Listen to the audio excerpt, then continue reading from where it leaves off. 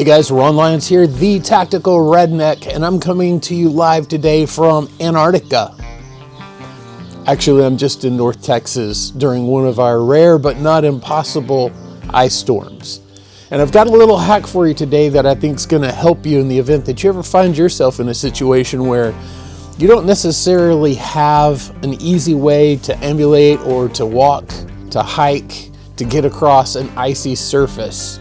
In other words, you don't have boots made for that. You don't have gear made for that because maybe you don't live in the kind of environment where that happens very often.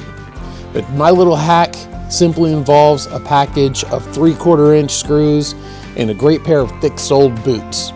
Now, I happen to have a bunch of those Rothco deployment boots that we're featuring on the website right now. There's been some videos that we've done on those. And so I used a pair of those, but you could use some Under Armour Valsets or pretty much any kind of boot that has a thick rubber sole on it.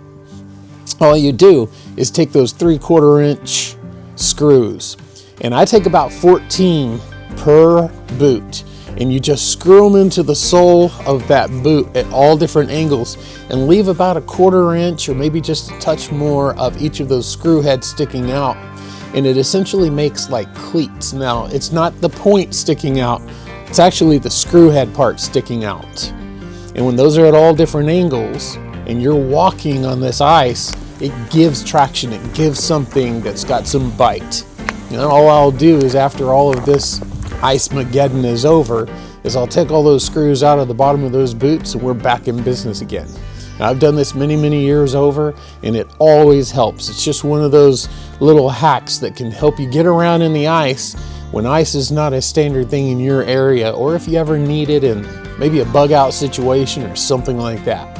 Keep a little package of 3/4 inch screws handy, keep a little Phillips head screwdriver, and then use the boots that you have. And I will tell you this, as a word of warning, you do need to test them and be sure that you've got those little screw heads sticking out as far as they need to be. And then be extremely careful when you walk on a non-icy surface where those little screw heads don't dig in. For example, I've got an epoxy coated floor in my garage.